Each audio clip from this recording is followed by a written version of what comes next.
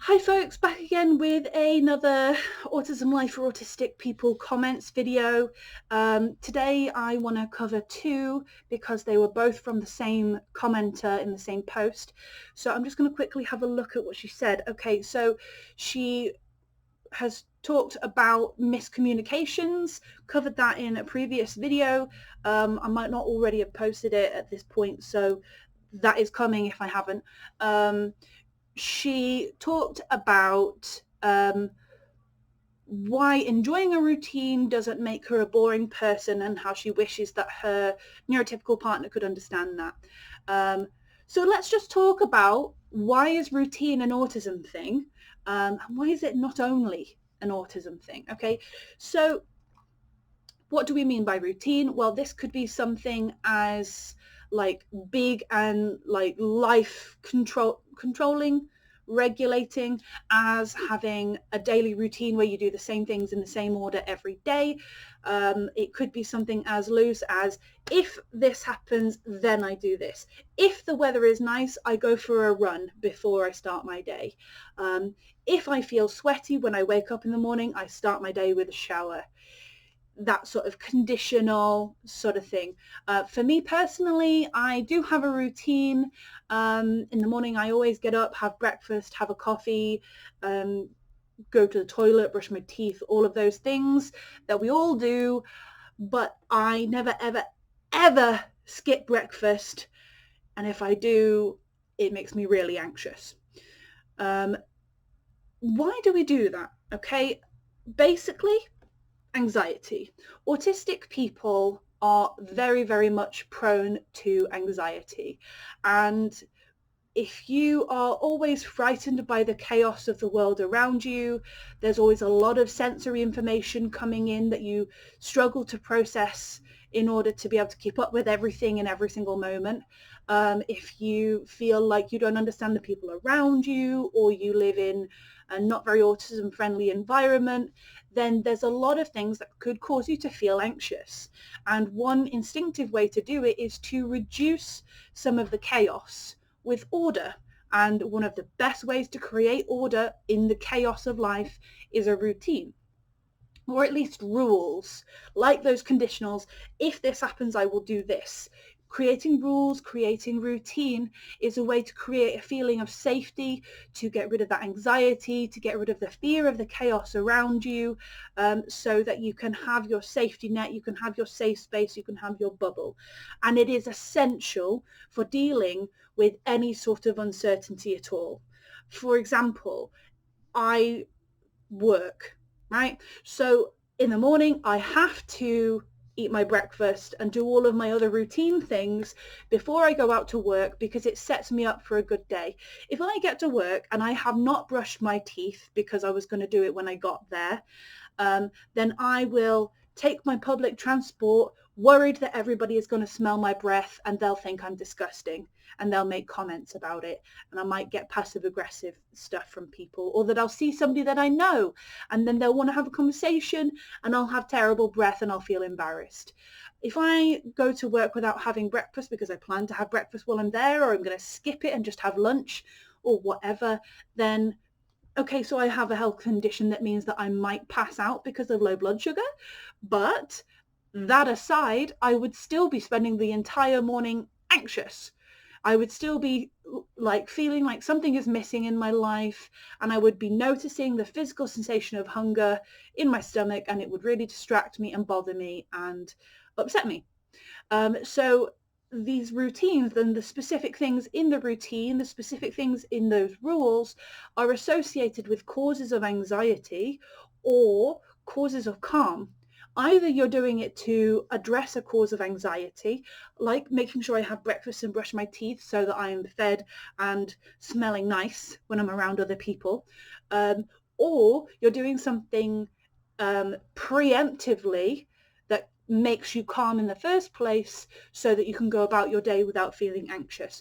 For example, I was at one point doing Tai Chi every day, and that was really good for me. It helped me to get some calm in the morning, which helped me to focus. I've really fallen off that wagon. I know I need to get back on and do the Tai Chi every day, but that was a preemptive thing rather than a corrective thing. Having breakfast is corrective. It gets rid of something that could become negative later. Brushing my teeth is corrective in a way that, or maybe remedial is a better word, but you get the idea. There's preventative and then there's reactive, essentially. Breakfast, brushing my teeth, personal hygiene, that sort of thing is reactive, reacting to a need, whereas Tai Chi is preventative, which is preventing a need from arising. So if stress happens, I'm already calmer than I would normally be because of the Tai Chi. So this is quite similar to, say, anxiety disorders, OCD, eating disorders, because all of those conditions are connected with or directly caused by feelings of distress, anxiety, and worry around something. And so having a routine, having rules, those are really, really good solutions.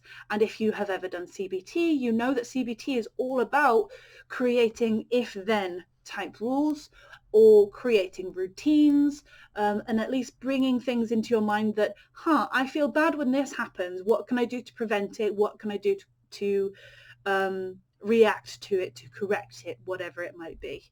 That's essentially it. Now, obviously, a life is not very compatible with having a strict routine, because things are going to happen. Sometimes your bus is going to break down. Sometimes your car is going to get a popped tire, or whatever happens to cars. I don't know. I'm not a driver. Sometimes things are going to happen, or something gets cancelled and you find that you've got this big slot of the day that was supposed to be full that is now empty, or your friends are going to fly in from wherever they are and say, hey, I'm here for the weekend. I want to hang out with you. Are you free? And you have to think about whether you want to clear your schedule to spend your time with them. And if you don't, then they're going to be offended and think that you don't really value them anymore or something, So there are times when uncertainty and chaos and disorder and non-routine stuff is going to happen. And we have to be able to deal with it, or we have to find a way to deal with it. And so to the commenter who was saying that her partner feels like routine is boring, he's obviously somebody who thrives on that excitement of spontaneity, and a lot of people do. Even I do as an autistic person. Just because we like routine doesn't mean that we don't like spontaneity, but we need our needs to be met. Routine is a need. So maybe there's a way for you to somehow prepare for it. Like if you need spontaneity, then maybe you say, right, well, on a Friday night, this is when we do something spontaneous. And that way you've got something allocated to something unplanned. You planned to do something that you're not going to decide on until the Friday night, or something like that. Or you maybe can try to do more of the preventative things, the proactive things, so that you have the calmness, the anxiety reduction, the soothedness to be able to face some unpredictability. Something like that. Or maybe you just allocate some things and say, okay, these are the things that I'm okay with spontaneity around. If you don't mind being surprised with dinner and it's not something you planned, well, then maybe that's something you can communicate and say, well,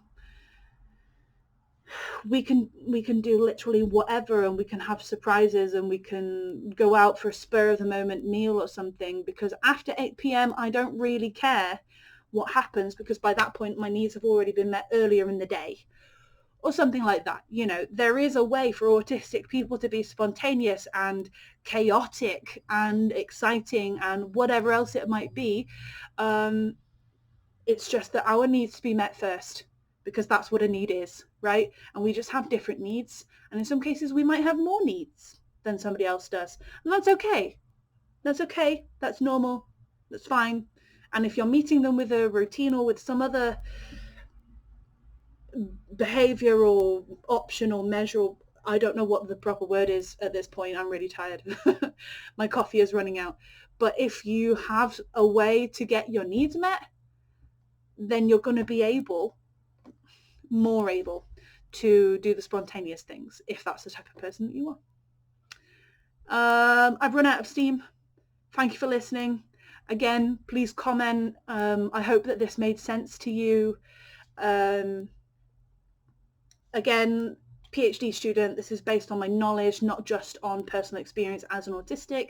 And it's based on things that I've read, things that I've learned about, both from autistic researchers and from non-autistic research about autistic people.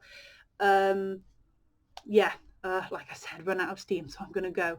Thank you for listening. Please help me out with some comments, and bye.